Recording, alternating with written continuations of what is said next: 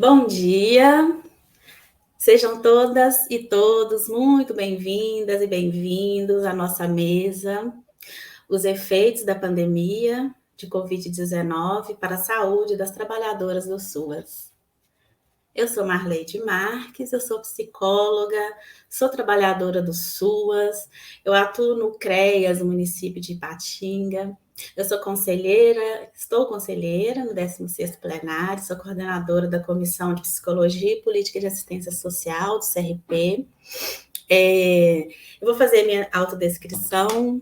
Eu sou uma mulher branca, pele branca, os cabelos comprimento médio, lisos, castanho claros, uso um óculos de grau.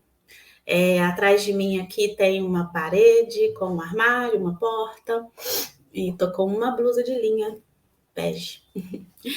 Bom, gente, essa mesa de hoje, ela foi organizada, né, pela nossa Comissão do SUAS, né, que a gente chama carinhosamente de Comissão do SUAS, e hoje a gente pretende, então, contribuir, né, para essa reflexão sobre os efeitos da pandemia para a saúde das trabalhadoras e dos trabalhadores do SUAS, né?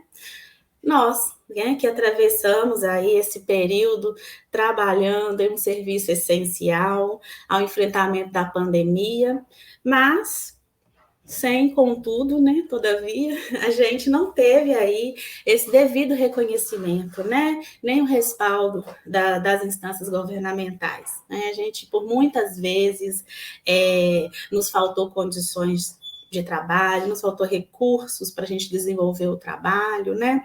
Por muitas vezes nos faltou equipamento de proteção individual, né?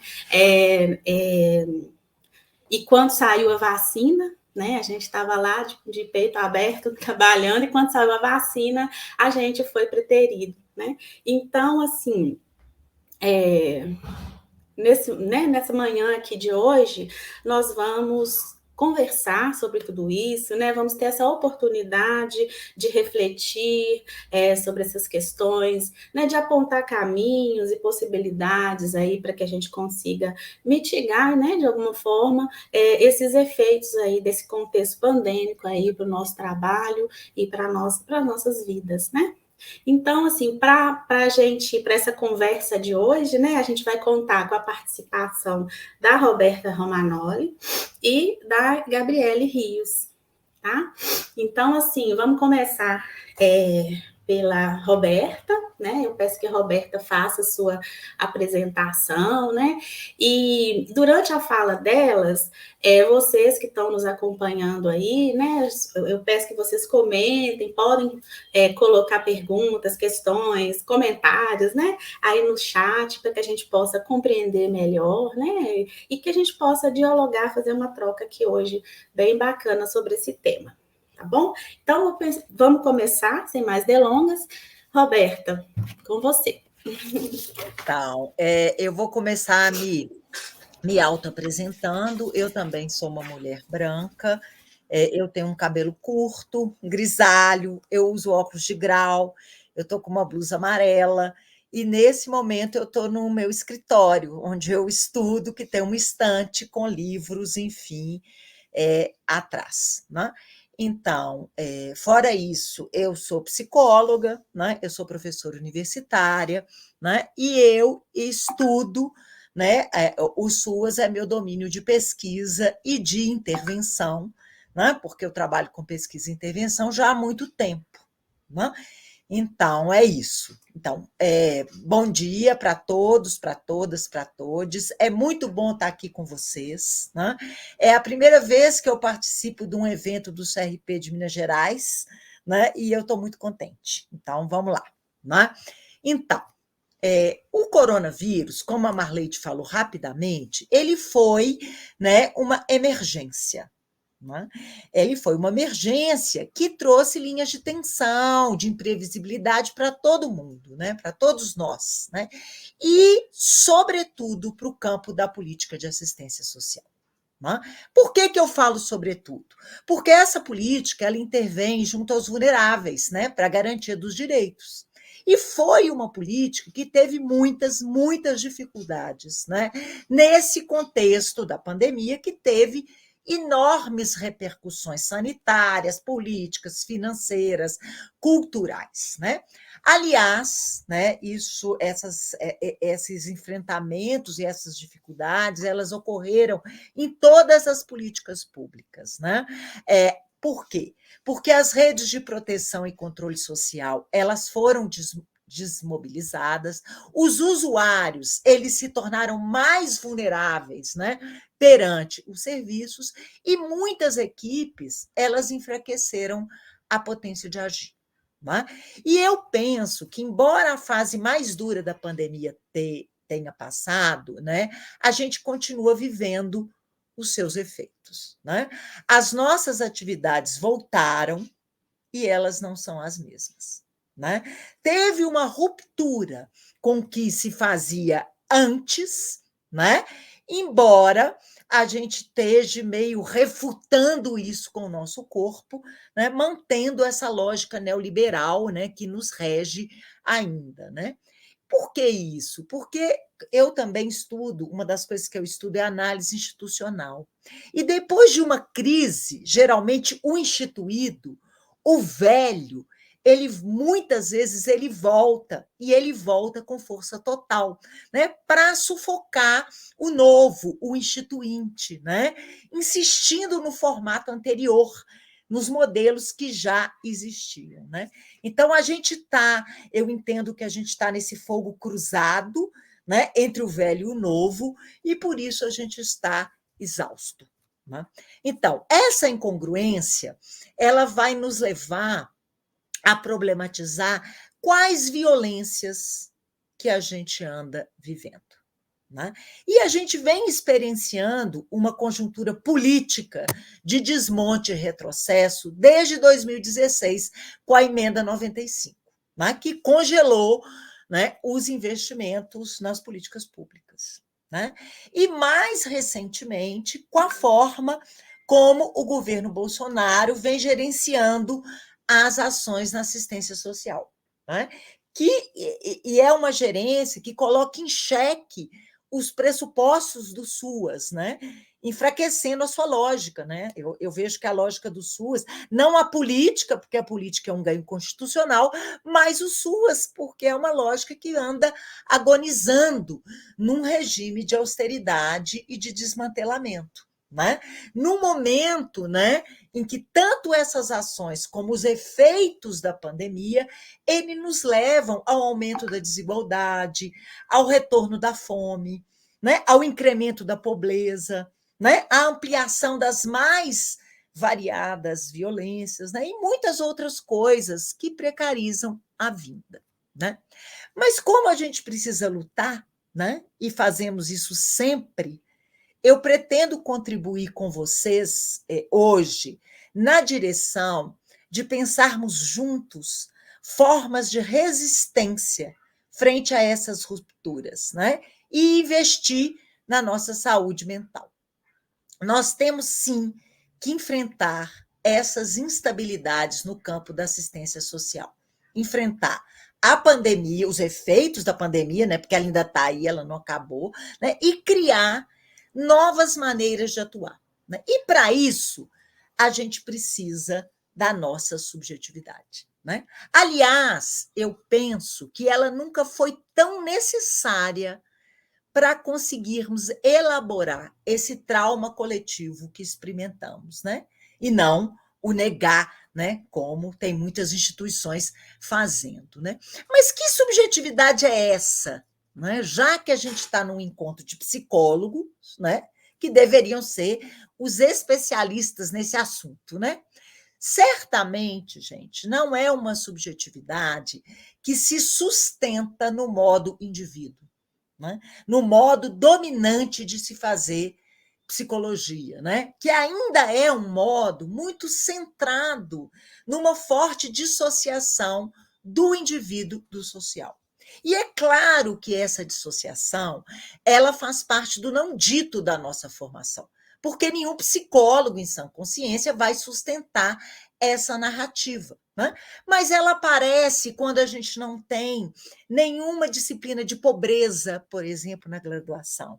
Ela aparece quando a gente acha que um usuário negro ele tem a mesma inserção social que nós.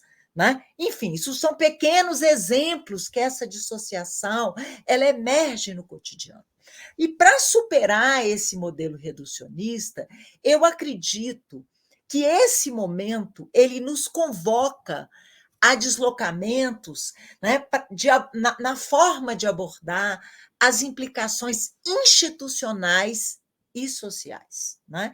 Além de problematizar as condições de produção dessa exclusão, que são produzidas pelas desigualdades estruturais do nosso país, né? Que não cessam de aumentar na grande recessão econômica que a gente está vivendo.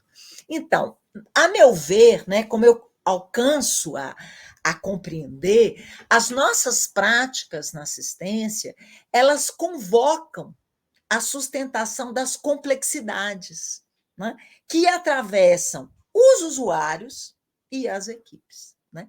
E para isso, né, eu entendo a subjetividade como uma mescla, né, uma mistura de estruturas cristalizadas que vão tender a se reproduzir, né, e geralmente remetem à interioridade, né, do sujeito, mas eu entendo essa subjetividade também, né, como uma possibilidade de mutação, né? Uma possibilidade de criação, né? Que vai se desdobrar nas relações, né? E nos efeitos dessas relações.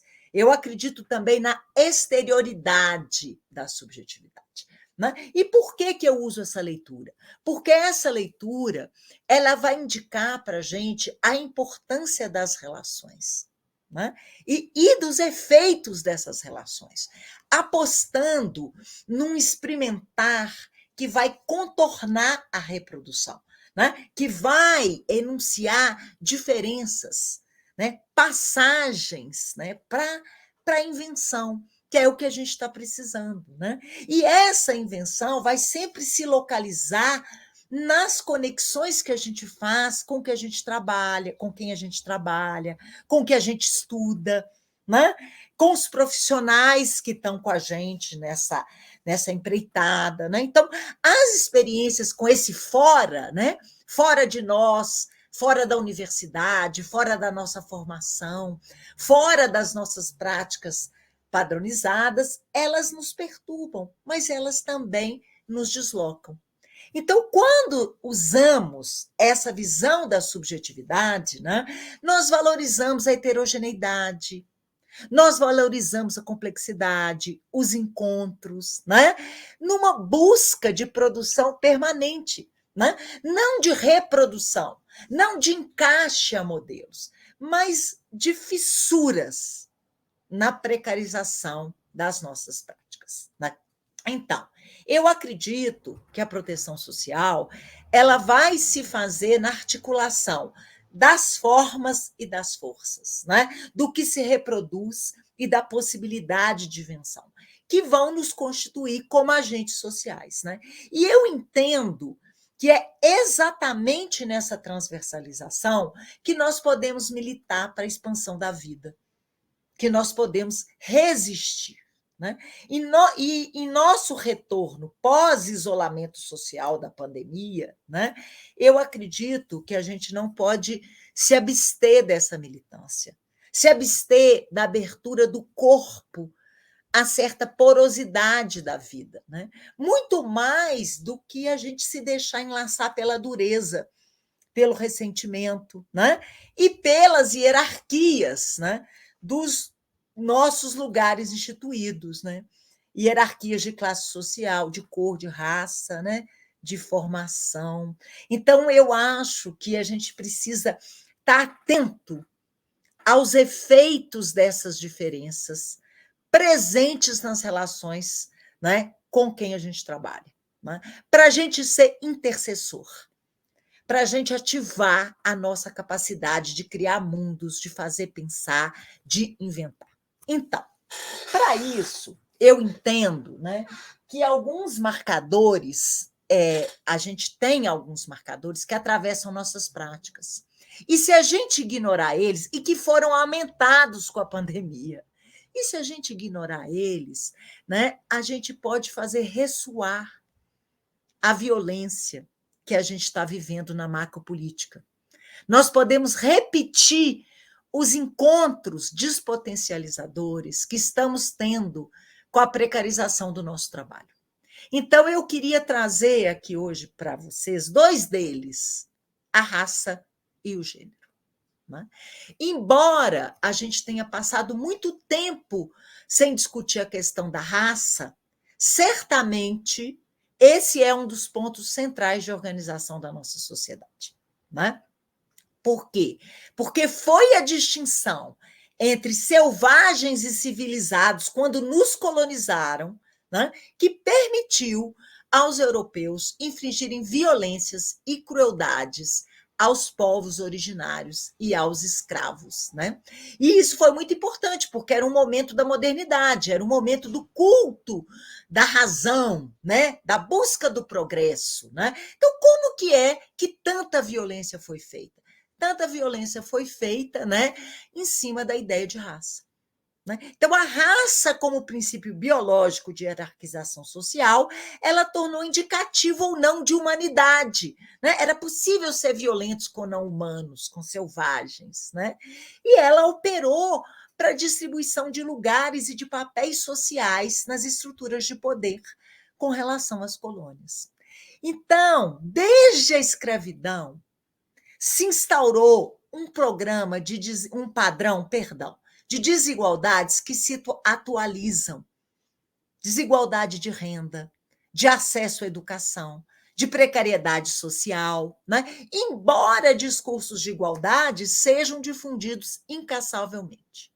A escravidão, gente, no nosso país, ela deixou legados não só para os negros, mas para os brancos também. Né? Para os negros, por quê? Esses não obtiveram melhoras nas condições de vidas, né?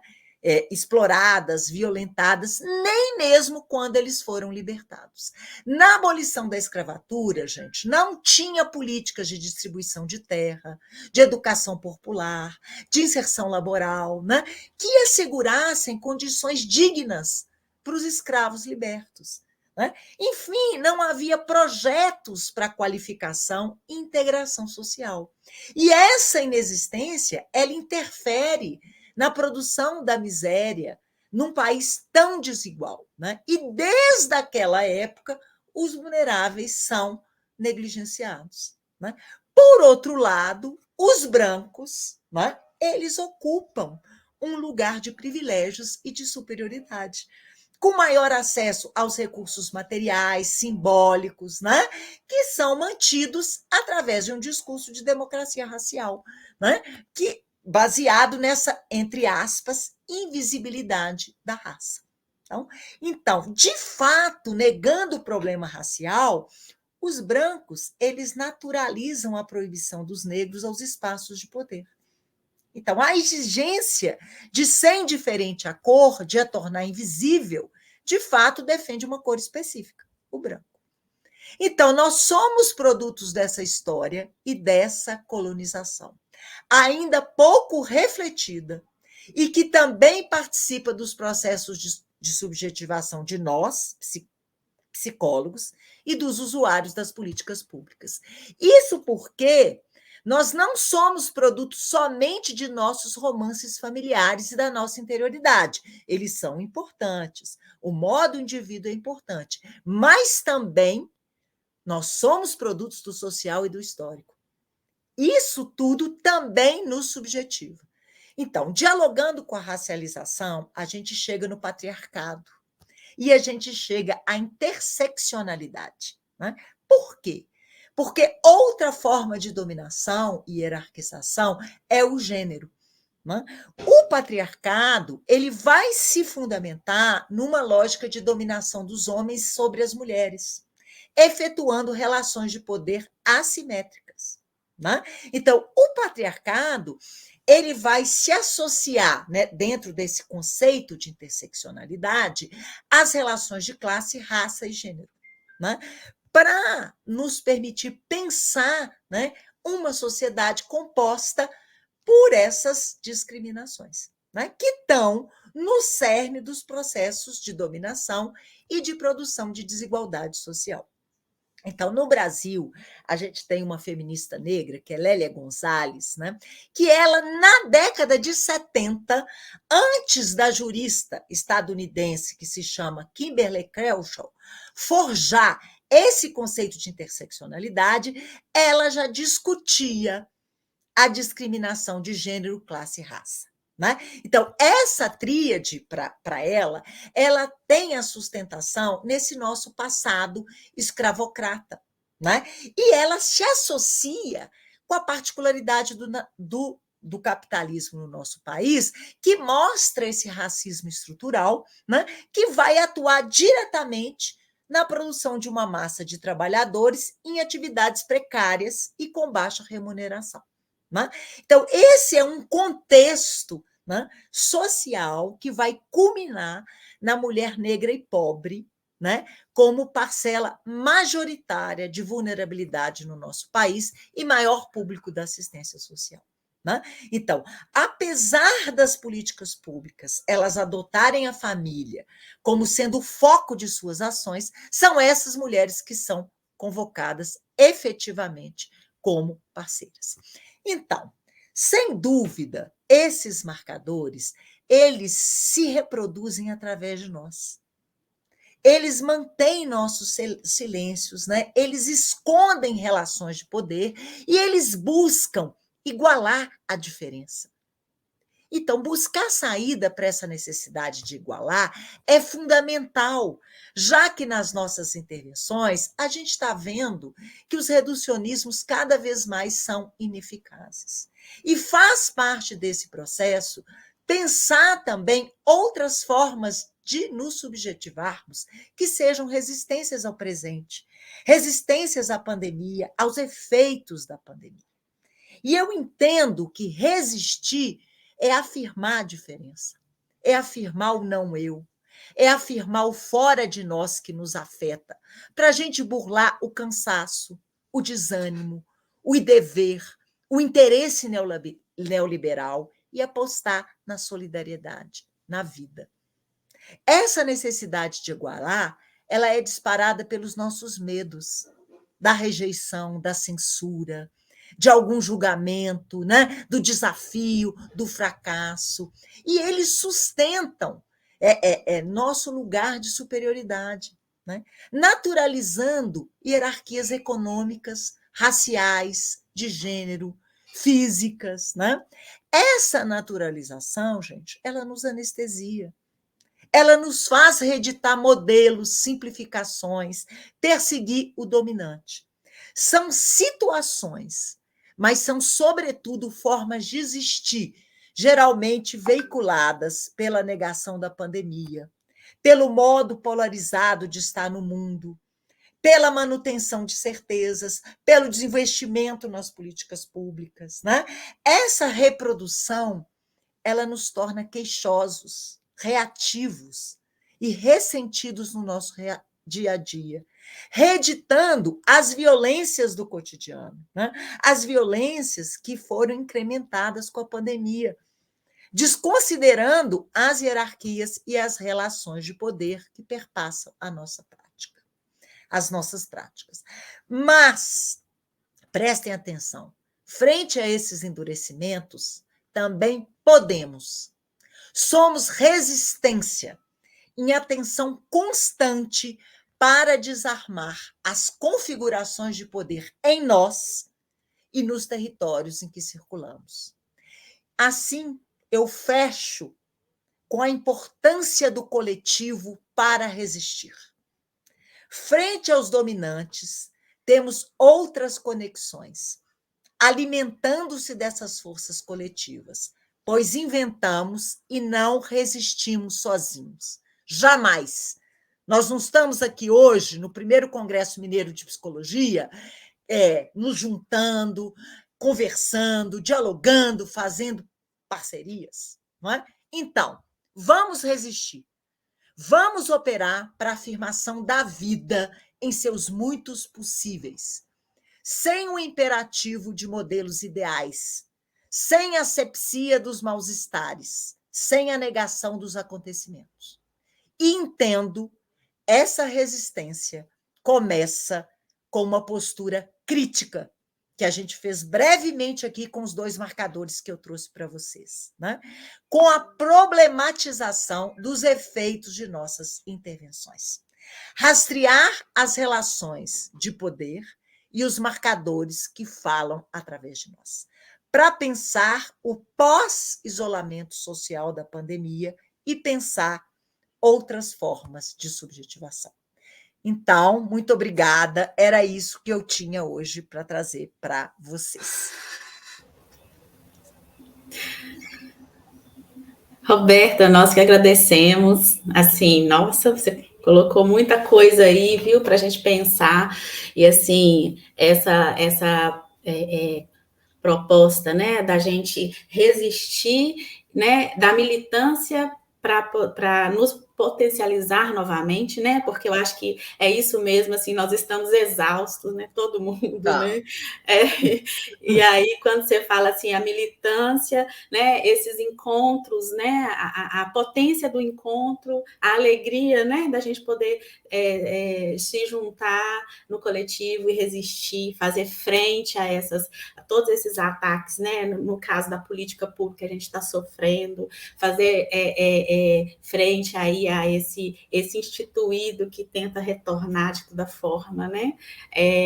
Enfim, assim, você trouxe muita coisa aqui para a gente poder conversar aqui de muita riqueza. Muito obrigada, viu? Então, agora, gente, vamos ouvir, né, a Gabriele Rios. Ela vai fazer as suas exposições aqui para nós. Vai lá, Gabi. Olá, bom dia. Nossa, depois dessa aula da Roberta, né? 25 minutos que nos enriquece, assim. Nossa, quanta coisa ela falou e eu fico muito feliz de estar aqui. Uma responsabilidade maior do que o comum de estar ao lado dela, Marleide. Mas é muito bom estar aqui, né? Então, eu vou falar de mim. Eu sou Gabriele, uma mulher branca, os cabelos meio vermelhos, avermelhados, preso, estou com ele preso em coque, está muito frio aqui, uso uma blusa, uma roupa preta e um lenço de onça, meio cinza, meio azul. Atrás de mim tem uma estante, estou no consultório, onde eu estou todas as terças-feiras, e tem alguns livros aqui, e à minha direita e à esquerda tem uns macaquinhos aí, fechando os olhos, a boca e os ouvidos. Há 13 anos eu atuo no consultório, 10 anos estou nas políticas públicas, que é uma grande paixão. Nos primeiros 5 anos estive na saúde, e nos últimos 5 anos, 4 eu estive no CRAS, realizando serviço de convivência e fortalecimento de vínculos com grupos de adolescentes e idosos. E o último ano estive na gestão, acompanhando os técnicos responsáveis pelo serviço de convivência e fortalecimento de vínculos do município onde eu moro, resido, né? Eu trouxe a apresentação para vocês aqui, só para me nortear, né, nessa manhã. Eu sei que é muita coisa que a gente pensa, falar dos efeitos da pandemia na vida, na saúde e na vida dos trabalhadores do SUAS é um desafio. Então, eu trouxe aí o trabalhador, desafios e possibilidades. Eu estive no primeiro ano de pandemia dentro de um CRAS, sem saber o que fazer. E aí eu trouxe para a gente pensar, gostaria que vocês sinalizassem aí no chat se é isso mesmo, se combina. Não é fácil falar pelo trabalhador, eu estou dizendo enquanto trabalhadora do SUAS. Então, se você viveu algo muito diferente do que eu vivi, fique à vontade para se colocar. Se você viveu algo parecido, fique à vontade para compartilhar conosco. Então, eu trouxe aí pandemia versus SUAS. Eu usei a linguagem que eu gostava muito de usar com os adolescentes e idosos no CRAS, então uma linguagem menos formal. Então, trouxe as tretas da atuação no SUAS durante a pandemia da Covid-19, no corpo, na mente, no coração, né? O que isso impactou na nossa vida e o que deu bom, né? Vamos falar também um pouquinho do que foi possível. Então, pensando aí na pandemia versus SUAS, eu trouxe um pouquinho do histórico, né? Então, dia 25/2, o Brasil identificou o primeiro caso de Covid-19. 11/3, a Organização Mundial de Saúde declarou que o planeta vivia uma pandemia. Dia 17/3, foi registrada em São Paulo a primeira morte no Brasil por Covid-19. Dia 18/3, a Câmara dos Deputados aprovou um decreto de calamidade pública. Essa data foi o último encontro que nós realizamos com o grupo de idosos, né? Ele já havia sido agendado, planejado, e com muito temor, muito tremor, nós realizamos o último encontro com os idosos, que foi uma atividade externa. Dia 20/3, o Ministério da Saúde publicou uma portaria confirmando a transmissão comunitária em todo o Brasil. Na mesma data, os equipamentos do município onde eu atuava, porque eu esqueci de falar que tem 3 meses que eu estou exclusiva no consultório para os estudos, tirei um ano aí de reflexão, construção, para pesquisar sobre as políticas públicas, em especial SUAS. E aí, nesse dia 20/3, o município onde eu atuava fechou as portas dos equipamentos, né? As portas dos equipamentos foram fechadas, nós não sabemos o que ia acontecer, nós não sabemos quanto tempo. Eu achava que eu ia conseguir comemorar meus 35 anos fazendo festa, que eu achei que a pandemia ia durar 1, 2, 3 meses. Não sabia o que era Covid, como acho que ninguém sabia, né? Fechamos as portas dos equipamentos, os trabalhadores entraram de férias coletivas, né? E ficamos com atendimento remoto. Então, o celular ficava um celular com o coordenador dos equipamentos dando um suporte à população, enquanto a gente entendia o que estava acontecendo. Abril, ou seja, quase um mês, depois de um mês do início do fechamento, abril de 2020, ocorre então a reabertura dos equipamentos, com as equipes em esquema de rodízio, presencial e teletrabalho. Um adendo, nós só recebemos equipamento de proteção individual do município ou aproximadamente 8 meses depois. Então, a gente retorna em abril com a máscara que a gente tinha em casa, que a gente começou a providenciar. Eu fui lá e comprei 3 máscaras, falei, essa pandemia vai acabar. Hoje tem tanta máscara na minha casa que eu nunca vi. E, além disso, a gente retorna sem muito direcionamento. E o teletrabalho, inclusive é publicado no município uma nota, não sei se era uma nota, mas vou chamar de nota técnica, dizendo que o trabalhador precisava garantir os equipamentos para ele realizar o teletrabalho. É uma crítica que também trago, porque aí o trabalhador ele tem que ter, então, um espaço de sigilo, já que ele vai fazer o atendimento socioassistencial, né, uma avaliação socioeconômica, né, uma avaliação da vida do sujeito, da história, do que ele traz, uma escuta. Então, ele tem que ter um espaço de sigilo na residência, tem que ter um computador, tem que ter internet, tem que ter um telefone para o trabalho. Isso é uma crítica que eu trago e que eu acredito que muitos viveram, né? Dia 24/3, então, o Ministério da Cidadania publicou uma portaria 337 que dispunha acerca das medidas para enfrentamento dessa emergência em saúde pública no âmbito do SUAS, estabelecendo, então, o que ele traz do como fazer é que os grupos estivessem suspensos, todo o grupo. Lembrando que o nosso trabalho no SUAS, né, ele é em grupo.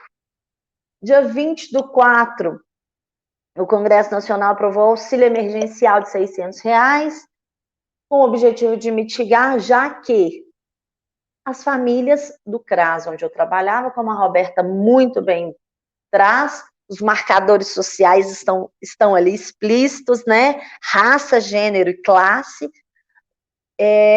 O quantitativo, a maioria das famílias atendidas no CRAS trabalhavam ali onde eu estava, como servente de pedreiro, as mulheres em casas de famílias, serviços operacionais, auxiliar de limpeza, e os informais, vendendo bala, vendendo pipoca. Então, eles tiveram que parar. Eu não trouxe a data, não tenho aqui quando efetivamente as famílias começam a receber, mas eu lembro de forma muito clara como foi difícil entender, tanto para os trabalhadores quanto para os usuários, porque a informação era a mesma, era que estava na mídia, auxílio emergencial. O que fazer, onde ir, como fazer, os equipamentos estavam todos fechados, né? E isso foi uma loucura para a população, mas também para o trabalhador da assistência. Dia 14/7, a Secretaria Nacional de Assistência Social publica no Diário Oficial a portaria 100, aprovando a nota técnica 36 de 2020, com recomendações gerais para o funcionamento da rede socioassistencial, tanto da proteção básica quanto da especial. Ou seja, 4 meses depois do início da pandemia, ou seja, nesses 4 meses estávamos de porta aberta, online ou presencial, mas estávamos ali em contato direto com os usuários, eles nos demandando, nós correndo atrás da informação do que fazer, como fazer. Aí sai uma nota dizendo que com orientações gerais, e esse nome diz bem, essa nomenclatura, esse termo, porque eram orientações gerais, eu não sabia, nós não sabemos como fazer, de que modo fazer, como realizar um trabalho que ele é presencial, que ele era em grupo. O que eu faço agora diante da necessidade de eu estar distante do usuário? E das demandas sendo as mesmas ou sendo intensificadas pela necessidade do isolamento, a perda do trabalho, a perda da renda, tudo isso sendo muito evidente, a pobreza escancarada. Dia 7/8, o Brasil atinge 100 mil óbitos decorrentes da Covid-19. 5 meses depois, a gente já estava nesse cenário.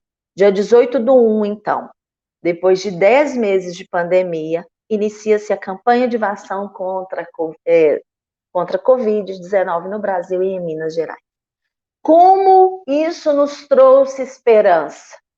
Mas a nossa esperança é que, como trabalhadores da assistência, como serviços essenciais que somos, e isso foi ratificado lá no início da pandemia, né? Precisamos manter os serviços continuados, funcionando, as equipes funcionando, os equipamentos abertos, a população contando conosco, e nós não fomos, como a Marleide disse, priorizados. Então, só depois de mais de 10 meses eu consigo tomar minha primeira dose.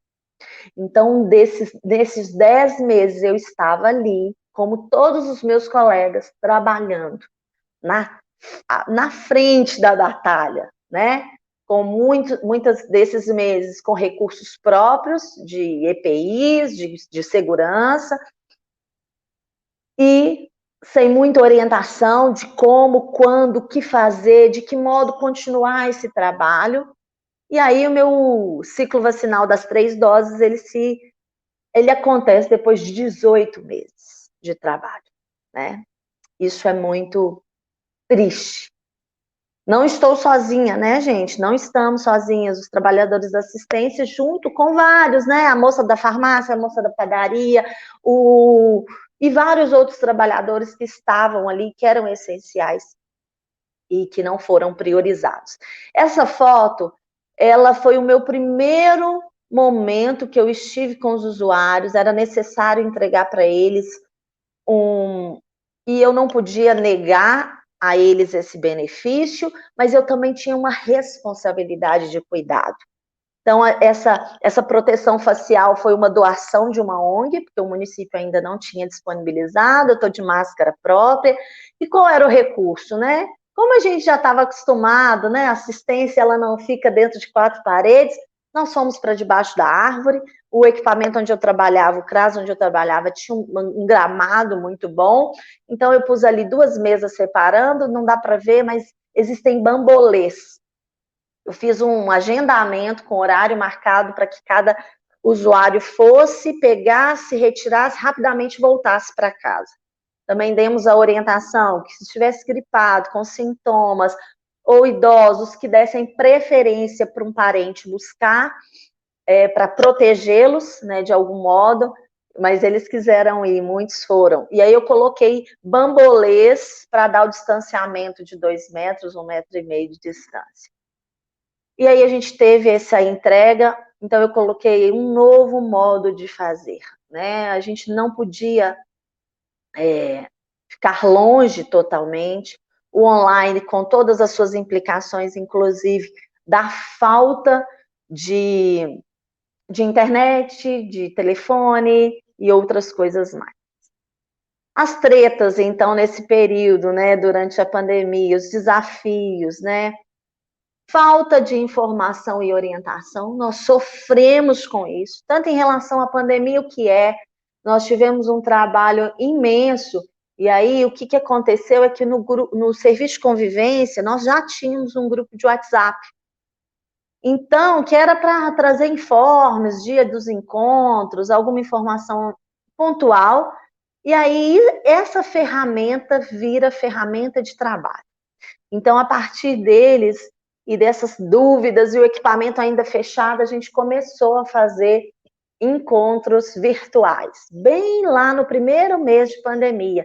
E uma das primeiras ações que nós fizemos foram campanhas, né? Na época a gente não tinha esse nome, mas campanhas de orientação. O que era a pandemia, a importância de se cuidar, distanciamento social, tudo isso que podia mitigar os danos, evitar a expansão do contágio, a gente também dava essas orientações. Sobre o auxílio emergencial, quando a gente conseguia descobrir o como, de que forma e qual o acesso, também a gente passava isso para os usuários através dos grupos. Então, nós sofremos muito com a falta de informação, tanto do federal, do governo federal, quanto de diretrizes de como atuar, de o que fazer, o que não fazer, como fazer. Nós não tínhamos respostas para isso.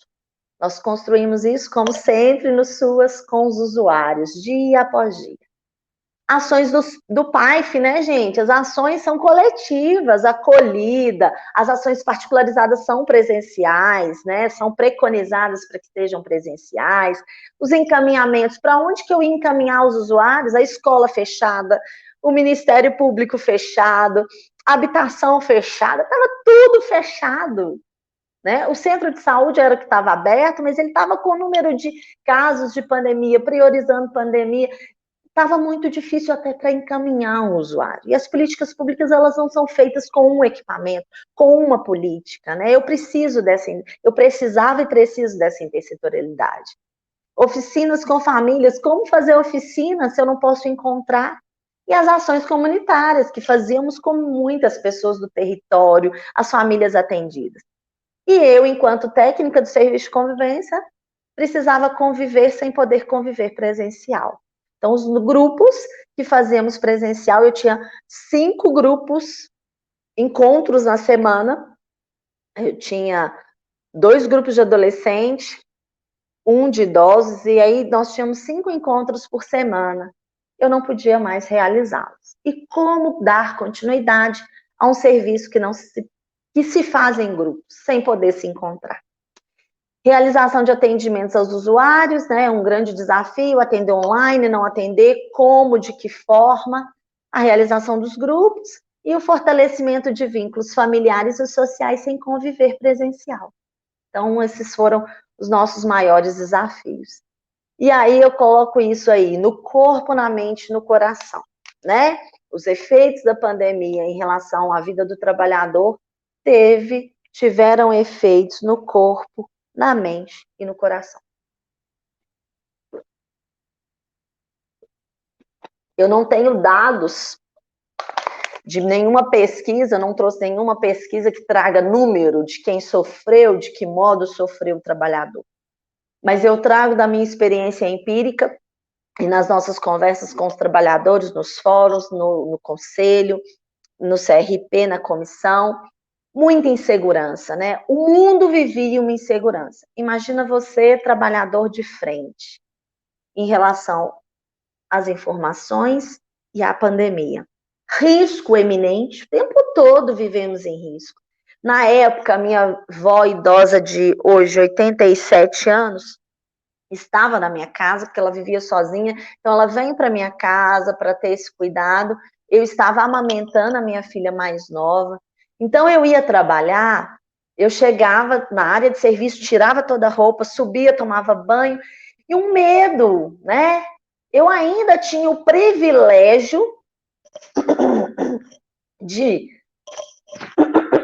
trabalhar perto de casa, poder ir e voltar de carro, meu carro próprio, e estar numa casa onde eu tinha recurso, de uma área de serviço, mais distante dos filhos, mais distante da minha avó idosa, a minha mãe diabética trabalhava cuidando dos meus filhos de manhã, durante o meu horário de trabalho. Então, assim, era um risco, eu me sentia em risco o tempo todo. Eu não sabia o que eu tinha, se eu estava contaminada, né? Um medo.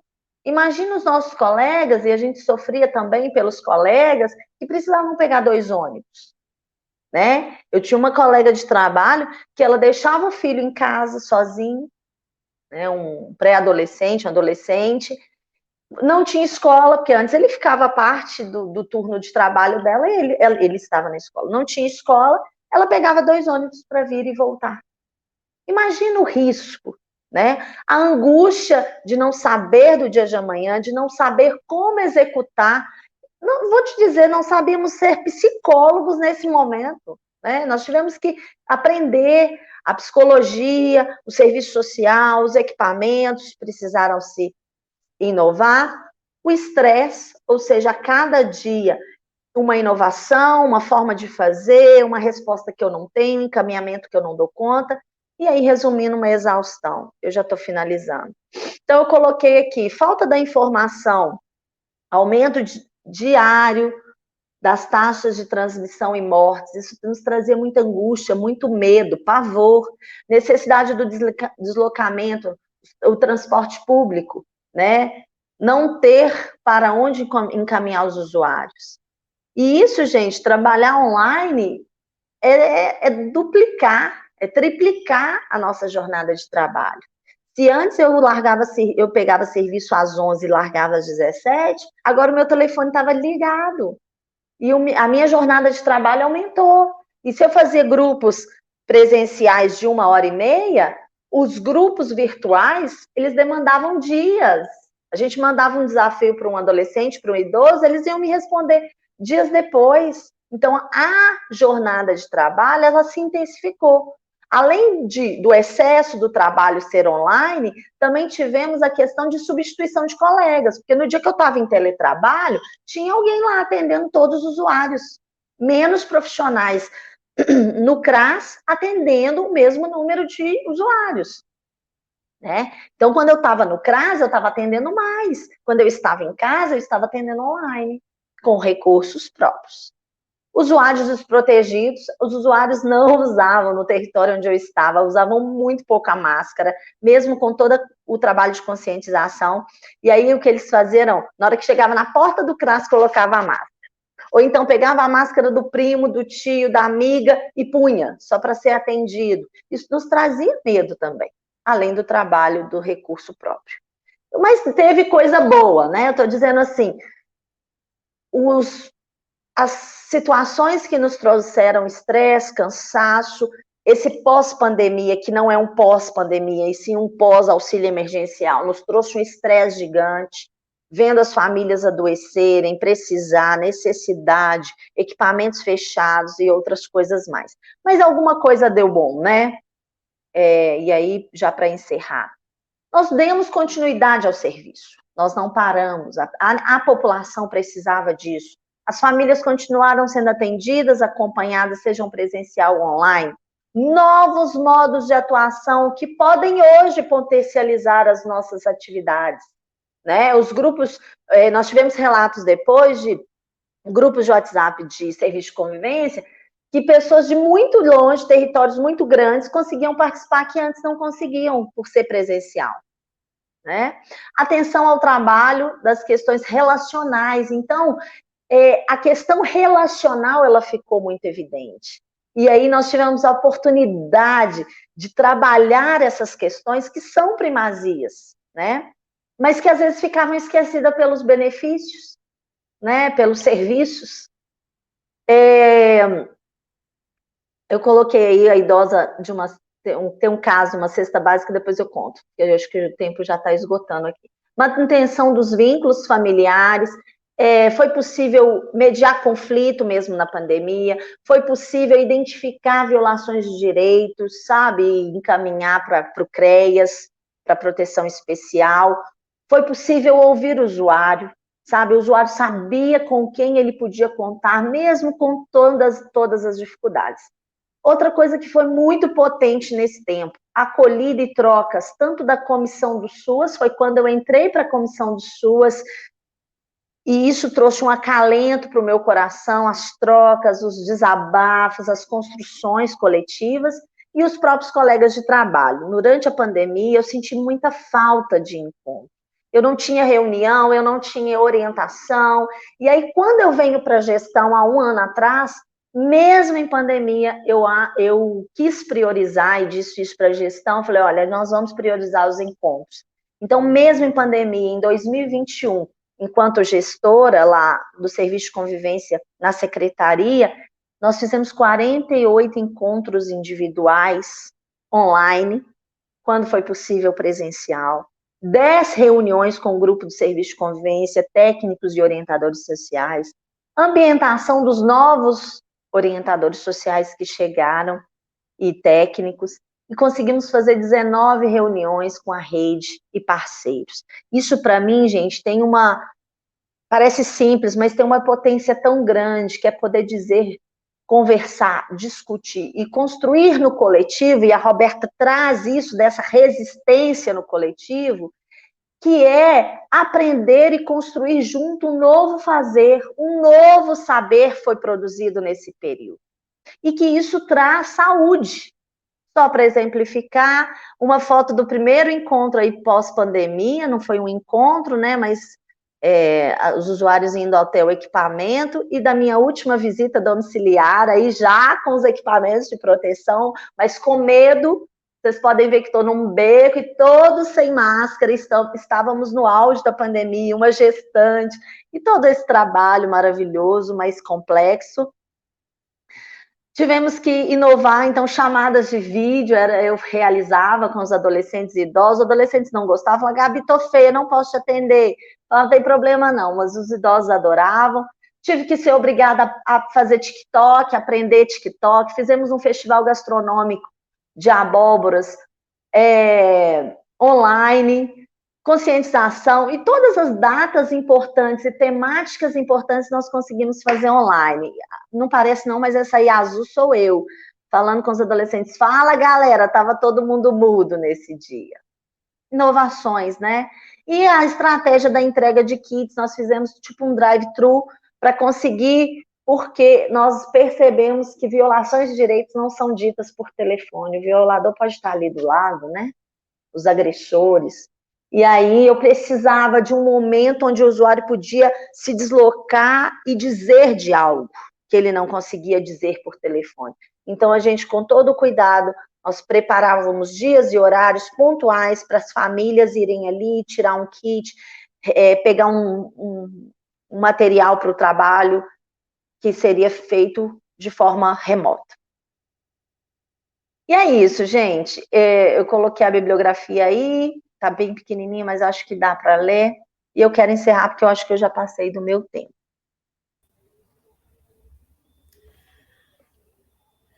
Obrigada, Gabi. Muito, muito boas suas colocações, viu? Acho que é isso mesmo, assim, eu também, né, como trabalhadora do SUAS, compartilho aí dessas suas impressões, né? Os efeitos foram no corpo, na mente e no coração. É isso mesmo. Então, assim, me identifiquei muito aí com a sua fala, viu, Gabi? Muito obrigada. E, gente, vamos dar a sequência. Eu gostaria que vocês colocassem aí no chat, gente, contribui aí com a gente, vamos interagir, vamos aproveitar o momento para a gente conversar, tá? Daqui a pouquinho eu volto para a gente continuar conversando com as meninas, mas eu quero agora fazer aqui um lançamento das referências técnicas para atuação de psicólogas e psicólogos no CRAS, no SUAS. Aquelas referências técnicas que a gente já tem lá desde 2008, né? Foi feita agora, recentemente, 2021, uma edição revista, né? Dessa publicação. Então, vamos colocar aí no chat para nós, né? A primeira edição desse documento, né? Acho que quem aqui trabalha no CRAS, com certeza pegou em algum momento nesse documento para ler, para estudar, né? É uma referência, ela foi lançada em 2008. Lá em 2008, né, essa versão, ela convidava, então, a categoria para reflexão sobre o trabalho da psicóloga, né, nessa porta de entrada, que é o CRAS, né, a porta de entrada da assistência social. Naquela época, esta publicação, ela teve como um papel, né, importante, assim, de demarcar esse lugar de atuação da psicologia, né, no SUAS, porque a gente tinha acabado de passar por uma aprovação da LOAS em 93, aí passou aquele tempo todo, né, quase mais de 10 anos, e aí em 2005, a criação do SUAS, a psicologia, então, entra, né, no SUAS, né, nos CRAS, principalmente, que o primeiro momento o SUAS tinha o CRAS como porta de entrada, como, né, essa referência mesmo. E aí, então, em 2008, o CREPOP lança esse documento. E aí, agora, em 2020, né, respondendo aí a necessidade da própria categoria, né, de atualizar aí a discussão sobre o tema, né, o CFP, então, o CREPOP, lança novamente esse documento. Como eu disse, né, revista e ampliado. E aí, esse novo documento, gente, ele vem dividido em 4 eixos, né? O primeiro eixo é dimensão ético-política da psicologia na assistência social, né? O segundo eixo é aproximações entre a psicologia e o sistema de proteção social a partir da Constituição Federal de 1988. O terceiro eixo contempla a atuação profissional de psicólogas no CRAS, discorrendo aí sobre os nossos desafios e sobre as possibilidades, né?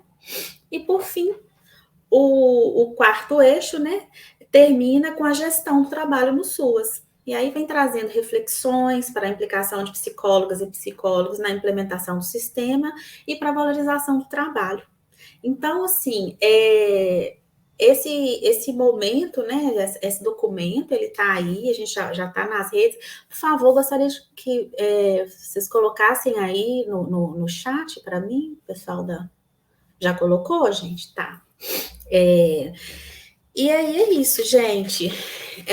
Nesse contexto, né, que a gente está vivendo, né, de constante ataque aos serviços públicos, né, essa crise econômica, a questão aí, né, que a gente está discutindo aqui hoje da pandemia, né, enfim, todas essas questões aí que estão bem eminentes, né, no momento, estão aí sendo discutidas no documento, tá bom? Então é isso. Está lançado o nosso mais novo documento, saindo do forno do CREPOP. Valeu, gente. Bom, então, vamos, né, voltar aí à nossa temática do dia. Convido vocês aí mais uma vez a interagir com a gente. Deixa eu ver aqui se a gente tem alguma questão colocada aqui no chat. Bom, temos alguns comentários. Meu cachorro está latindo aqui já.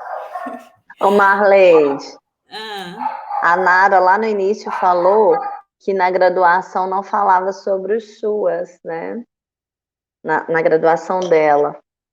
Mesmo quando se fala, às vezes é distante, né, Nara?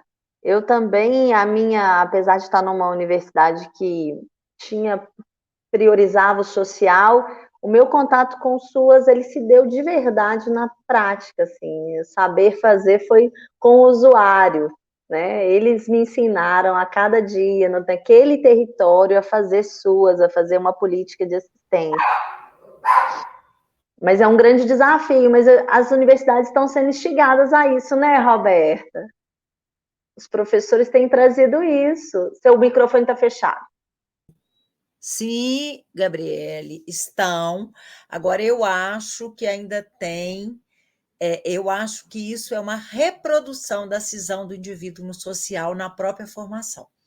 Infelizmente, quando eu falei para vocês, ninguém vai falar isso, nenhum psicólogo vai falar. Claro, está no social.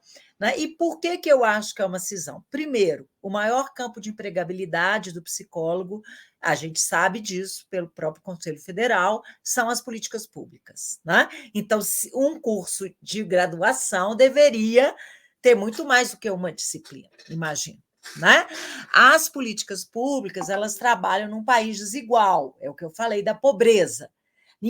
A gente não estuda pobreza, então eu estranho isso, né? É uma cisão, como se o indivíduo fosse universal e ele fosse subjetivado da mesma maneira, em qualquer classe social. E não é. A miséria é subjetiva.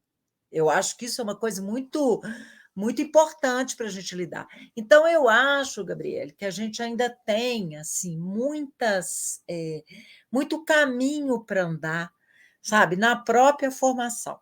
E para diluir essa cisão do indivíduo com o social. Um outro exemplo: nós somos da camada média.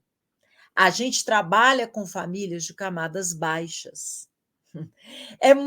Eu escuto muito na assistência, porque eu trabalho muito próximo, ou em pesquisa e intervenção, produzindo conhecimento e intervindo e transformando, ou em supervisão, em capacitação. O que eu vejo? O nome família desestruturada, né? Que diz dessa cisão do indivíduo social, porque o psicólogo que trabalha na assistência tem que conhecer a dinâmica de funcionamento das famílias de camadas baixas, que não são as mesmas da família de camada média. Então, isso tudo são pequenos exemplos de como que a universidade ela precisa, sim, se deslocar. Outro exemplo, a maior parte do trabalho é em grupos, como você colocou. A gente tem quase nenhuma disciplina de grupo. A gente tem uma e olhe lá. Né? Então, eu acho que são questões, né, que mostram ainda uma universidade endógena, né, com pouca conexão com fora da universidade. Por isso que eu falei um pouco da gente conectar com fora, né? Sempre a gente tem que estar atento também ao fora dos nossos modelos, ao fora da universidade, enfim, né? Isso é a minha impressão, né? Agora, vocês, plateia, vocês podiam intervir, fazer colocações. A gente também quer dialogar com vocês, né? Isso aí. Isso mesmo. Aí alguém colocou aqui que. Deixa eu ver, peraí. Eu tô meio perdida aqui nesse chat, gente. Aqui, olha só, desculpa. Foram tão explicativas as falas de vocês que não temos perguntas. Olha só. Olha, a Raiz colocou olha. A Raíssa? Ah, tá. Raíssa Mendonça. Vocês visualizaram características desse novo modo de atuação que irão permanecer mesmo após o término da pandemia? Sim, claro que sim. A pandemia, Raíssa, ela foi um analisador histórico. Ela interroga o nosso modo de vida, de relacionar, de trabalhar. Eu acho que nesse momento a gente está vivendo um período de negação da pandemia. De que ela aconteceu, de que ela existiu. Então, vamos trabalhar do mesmo modo, do mesmo jeito, percebe? Que é o que eu falei no início. Mas não tem jeito. Isso mudou. Tiveram rupturas. Agora, a gente precisa se abrir quando eu falei da militância, que até a Marleide colocou, né? Como que eu entendo a militância? Eu entendo algo de uma ordem micropolítica, de uma ordem do cotidiano, nos lugares que a gente está inserido. Então, o que eu acho? Né? A gente precisa sustentar o novo. A gente precisa sustentar forças que diluam um pouco essa forma antiga. Só que a gente ainda não chegou nesse momento, não. Eu acho que a gente ainda está muito endurecido tentando voltar para o velho. Eu acho que isso vai ser um processo, mas eu acho que tem germes disso que a gente precisa prestar atenção, que a gente precisa se juntar para fazer isso, né? Isso é a minha impressão, não sei o que a Gabriele acha, né? Eu acho que a gente dá muita desculpa para não dar conta do novo, na nossa resistência ao novo. E acredito que coisas vão ficar, como eu coloquei lá, por exemplo, acompanhando os técnicos do Serviço de Convivência, né, que é um grupo de adolescentes e idosos que faz aí o suporte, né, dá um apoio complementar às ações do PAIF e do PAEF, que são os acompanhamentos das famílias em situação de vulnerabilidade ou violação de direitos do PAEF. Quando a gente está em territórios muito grandes, por exemplo, aqui onde eu atuo, em Contagem onde eu atuava, são 10 CRAs, só 2 territoriais. Na verdade, tem o nome de territorial, mas só um era mesmo dentro do território vulnerável. Os outros atendem bairros enormes, vários bairros, um território gigante, e que os usuários, às vezes, gastariam ônibus para vir para o CRAS, para um grupo. Às vezes não tem condição de pagar o ônibus, viria a pé. Como que eu convido um usuário para vir participar de um grupo que ele tem que andar 1 hora a pé? É surreal, né? Então, assim, o que a gente percebe que a possibilidade, aí falando da prática, nesse caso do SUAS, dos grupos, que pode ser que seja possível fazer grupos online. Numa dinâmica, por exemplo, isso tem que ser pensado, analisado, conforme o território, conforme aquela população, mas uma das possibilidades é manter um grupo virtual, onde as intervenções presenciais sejam 1 vez por mês, onde o técnico vai lá naquele bairro, atravesse ali os bairros para chegar naquele grupo presencial, 1 vez por mês, 2 vezes por mês, e os outros aconteçam de modo virtual. As nossas reuniões também, elas podem ser mais otimizadas, elas estão acontecendo capacitações online. Confesso que eu amo um presencial, inclusive esse congresso, se fosse presencial, eu adoraria se pudesse ser. Mas olha como a gente dá a possibilidade de pessoas do outro lado do país participar conosco. Então, esses modos, assim, pensando na prática, tem tudo para otimizar a nossa atuação dentro dos equipamentos da assistência.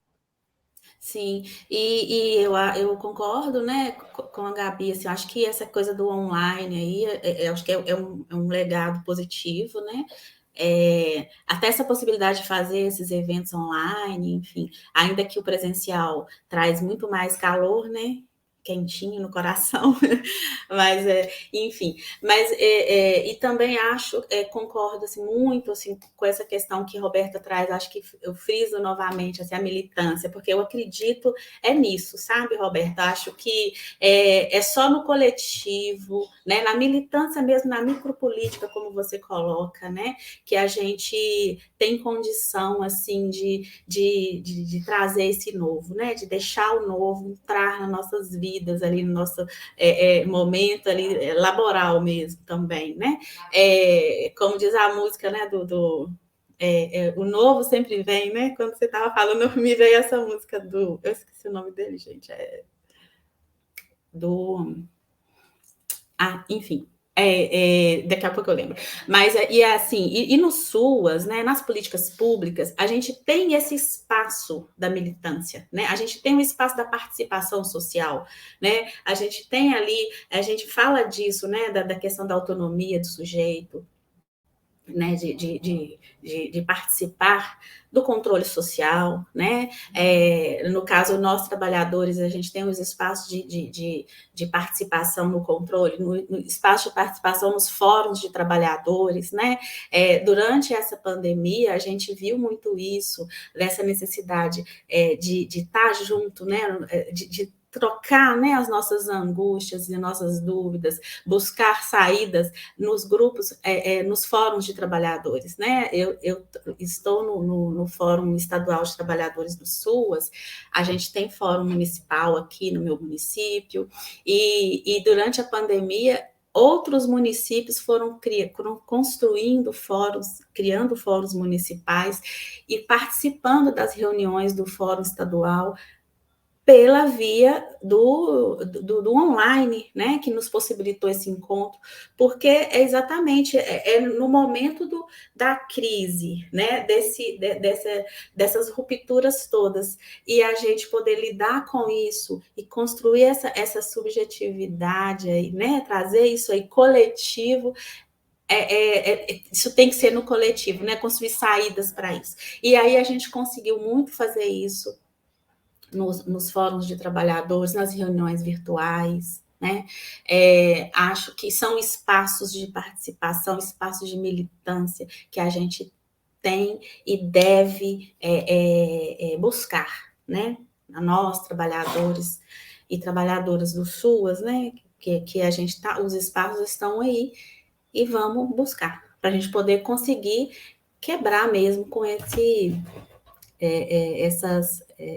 resistências, né? Essa insistência, né? do instituído, do velho, né? Do retorno ao velho, né? E deixar chegar o novo, né? É isso aí, porque o novo sempre vem.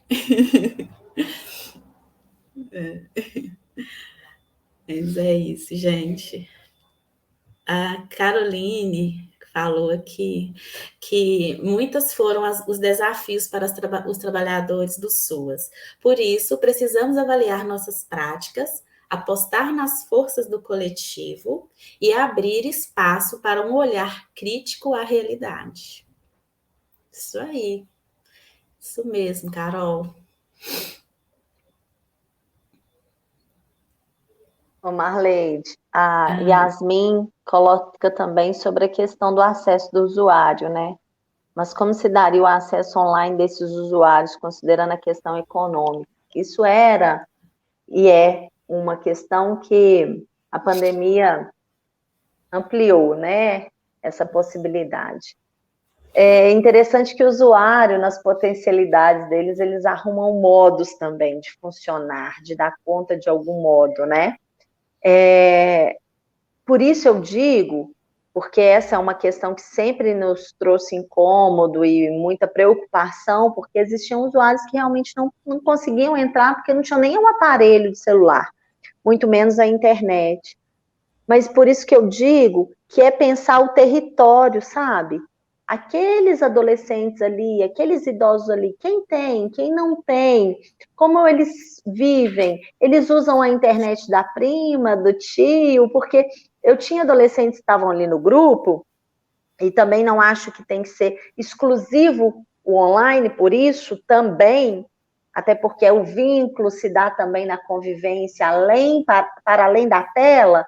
Mas, assim, eu tinha adolescente que a gente mandava, por exemplo, o desafio da semana toda quarta de manhã. Ele ia me responder na próxima terça-feira. E aí ele mandava assim, Gabi, é porque só agora eu tive a internet. Mas o vínculo dele estava ali.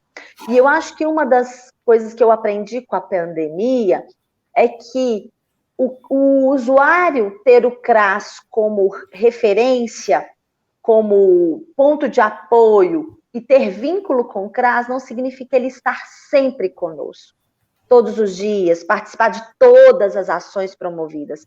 E sim, ele saber que ele pode contar com aquele equipamento, com aquele técnico. Então, eu tinha adolescente que ficou, assim, muito tempo sem aparecer. A gente mandava os desafios, eles não respondiam, não queriam mais, já estavam muito cansados dessa questão do online. Mas no dia que ela teve uma demanda muito importante para ela, pesada, difícil, ela foi lá no WhatsApp, pegou o nosso contato e fez contato conosco, dizendo, olha, agora eu preciso do CRAS. Então, eu acho que deixar a porta aberta, através das redes, ser um dos canais para acessar, para estar perto, para se vincular, é uma grande possibilidade. Mas ele não vai ser o único, não pode ser o único e nem exclusivo.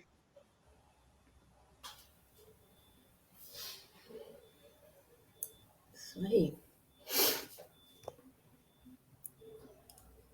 Quer comentar, Roberta? Eu acho que uma das coisas que a pandemia desvelou foi a exclusão digital, né, gente? Na verdade, assim, os pacotes de dados, né? Os próprios celulares, enfim, né? Agora, eu penso, sabe, que a gente tem uma luta, né? Que essa luta é macropolítica, né? Que é a luta de tentar pensar, problematizar as condições de produção da exclusão social, né? Porque a gente está na ponta, o SUAS está numa ponta dessa história, né? Porque a gente já está quando o caldo entornou.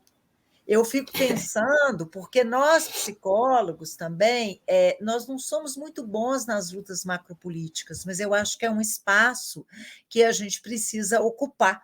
Né? E aí eu penso, Yasmin, junto com as possibilidades de alternativas inventivas no cotidiano, a gente também tem que tentar lutar por um país menos desigual. É uma coisa muito pequena isso, sabe, Yasmin? É minúsculo o que a gente faz, mas eu, por exemplo, sou uma pessoa que tento lutar por isso todos os dias, da universidade, de outro lugar, enfim, né? Mas por isso que eu insisti na leitura mais crítica, né?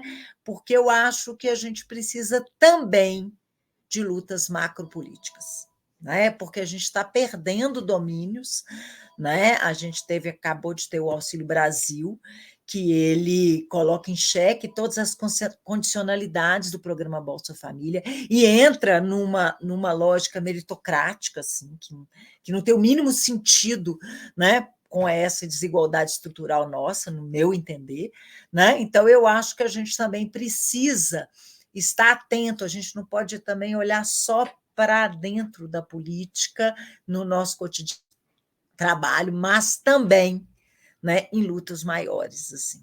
Isso é o que eu penso, né? É isso mesmo, muito bem colocado. O Auxílio Brasil, ele acaba com o Bolsa Família, extingue o Bolsa Família, né? E é um programa fora do SUAS, né? Então, assim, é Não, realmente... e é um programa que não exige toda a lógica das do SUAS. constitucionalidades, ela é jogada por terra. Então, Exato. ainda não tem estudos ainda sobre o Auxílio Brasil, é uma coisa que a gente começa a problematizar, mas é uma coisa que a gente tem que problematizar muito. Quando eu falo que eu acho que a lógica do SUS está agonizando, eu acho que sim, né? Nesse cenário macropolítico, enfim, nosso, né? Mas também acho que a gente tem que resistir. Eu acho que a gente pode, eu aposto nisso. Assim. Também. Isso aí. E esse é o ano, né, da gente refazer essa resistência. Certamente. Muito bem, gente. Temos mais alguém mais quer colocar alguma questão, gente? Pessoal aí do chat, todos e todas contempladas. Bom, a gente já está partindo, então, para o encerramento, né? Já são 11h59. E aí eu queria pedir para que vocês fizessem as suas colocações finais. Roberta, depois Gabi. Vamos lá? Marleide, acho que eu não tenho colocação final, não. Eu já falei o que eu queria falar, eu achei muito legal a intervenção, eu acho que é muito importante essa intervenção do público, porque também dá mote para a gente de falar alguma coisa, de lapidar, né? O que eu tinha para trazer para vocês é isso, né? Acho que o momento ele é também propício para se pensar em invenções, acho que a gente tem que ir por esse caminho, né? e ter uma postura mais de pensar essas relações de poder mesmo em todas as instâncias. Né? Isso é que eu penso. Então, fico por aqui. Obrigada pelo convite, foi um prazer estar com vocês.